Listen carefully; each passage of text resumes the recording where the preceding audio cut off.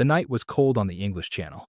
A passenger ship cut through the black water, its smokestacks pushing a trail of soot into the wind. The year was 1913. Europe sat on the edge of something dark, though few people knew it yet. Inside one of the cabins, a middle-aged engineer carefully folded his clothes and placed them on a chair. His watch, his wallet, his hat, all laid out with strange precision. He had spent his entire life building a machine that promised to change the world, a machine that could power factories, ships, trains, and eventually entire nations. But the same invention had also drained his fortune, wrecked his health, and made him enemies in places most engineers never imagined. That night, he stepped out onto the deck, and then he vanished. No witnesses, no body, just a missing man and an engine that had already nearly destroyed him long before the sea ever could. The man's name was Rudolf Diesel, and the machine that almost killed him would go on to power half the modern world. But the real story of that engine is far darker than most people realize. Because the diesel engine wasn't just an invention. It was a war against physics, a war against corporations, and, eventually, a war against the man who created it. To understand how things spiraled this far out of control, you have to go back to the late 1800s. Back when steam engines ruled the world, factories across America and Europe ran on massive boilers. Locomotives thundered across railroads. Ships crossed oceans burning mountains of coal. Steam powered everything. But it came with a terrifying cost. Boilers exploded. Constantly. In the United States alone, hundreds of deadly boiler explosions happened every decade. Entire factories were ripped apart. Workers were scalded alive. Energy powered industry. But it was brutally inefficient and brutally dangerous. That bothered one young engineering student studying thermodynamics in Germany. Rudolf Diesel believed something radical. He believed steam engines were fundamentally flawed, too wasteful, too inefficient, too violent, and he believed he could build something better. His idea was simple in theory.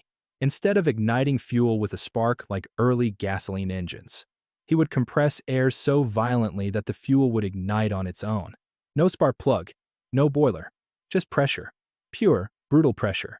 On paper, it promised incredible efficiency. Far better than steam. Better than gasoline. It could run factories for a fraction of the cost. But there was one problem. The pressures needed to make it work were terrifying. Diesel's engine required forces far beyond what most engineers believed metal could survive. Pistons slammed into cylinders with explosive violence. Metal warped.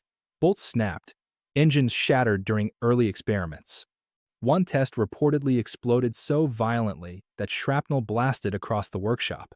And at one point during development, in the 1890s, the engine detonated during testing. The blast nearly killed Diesel himself. Steel fragments tore through the laboratory. Diesel survived. Barely.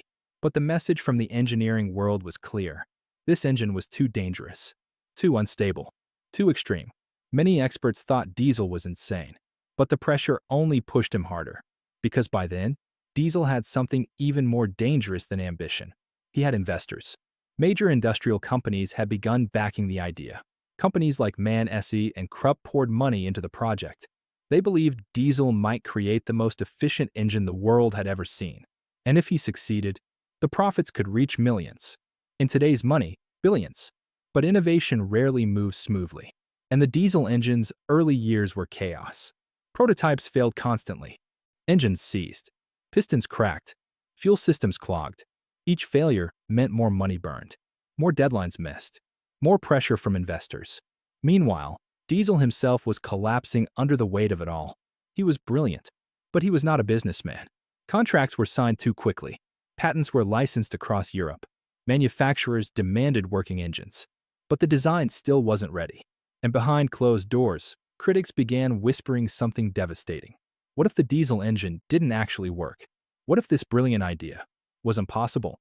By the late 1890s, Diesel was exhausted. Financially, physically, mentally. And then something happened that changed everything. In 1897, after years of near disasters, the diesel engine finally ran. Not just briefly, not just in theory. It ran successfully at the MAN SE factory. And when engineers measured the efficiency, the numbers shocked everyone. The diesel engine was dramatically more efficient than steam engines. It wasn't just an improvement. It was a revolution. Factories could save enormous fuel costs. Ships could travel farther. Industry could expand faster. Suddenly, the world wanted diesel engines.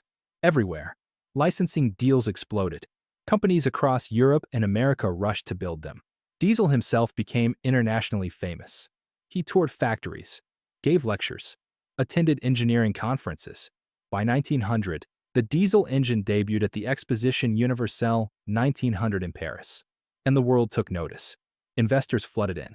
Stock prices soared. At one point, Diesel's personal fortune reached the equivalent of tens of millions of dollars.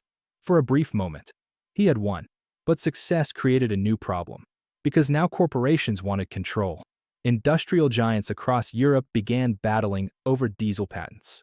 Lawsuits erupted. License agreements turned hostile. Companies accused each other of stealing designs.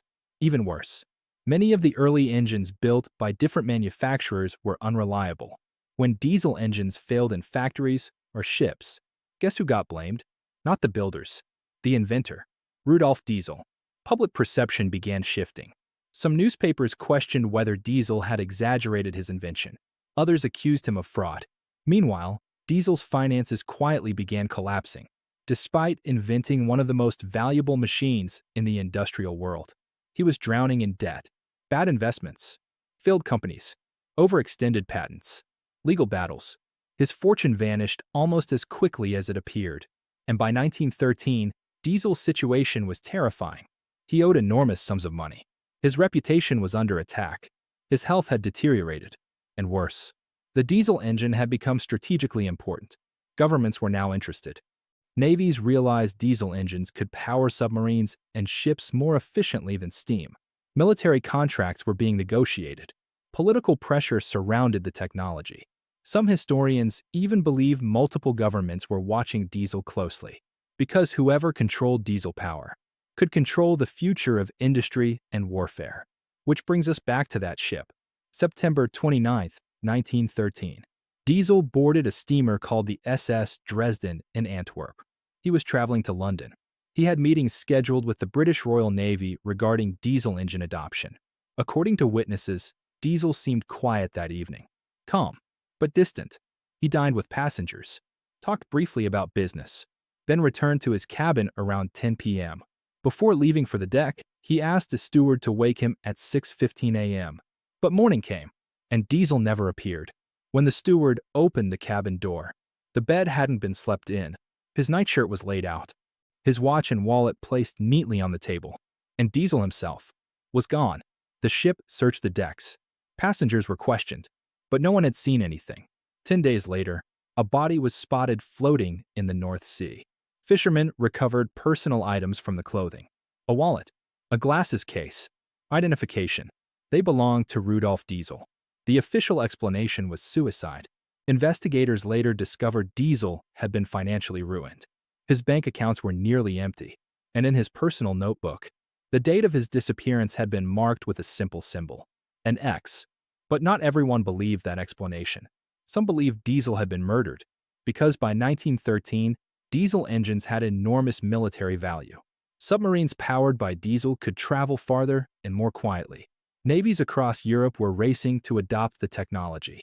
And within 1 year, the world would plunge into the World War I.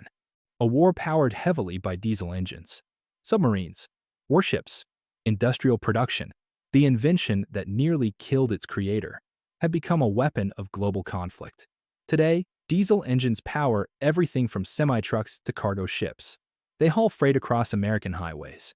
They drive massive mining equipment. They move goods across oceans. And in racing culture, diesel trucks have even carved out their own brutal niche of high-torque motorsport. But the man who started it all never saw how far his creation would go. He vanished before the engine reached its true potential. And over a century later, historians still argue about what really happened that night on the English Channel. Did financial ruin push him over the edge? Did powerful industrial interests silence him? Or was the pressure of creating one of the most important engines in human history simply too much for one man to survive? Because sometimes, the machines that change the world leave destruction behind long before anyone realizes the cost.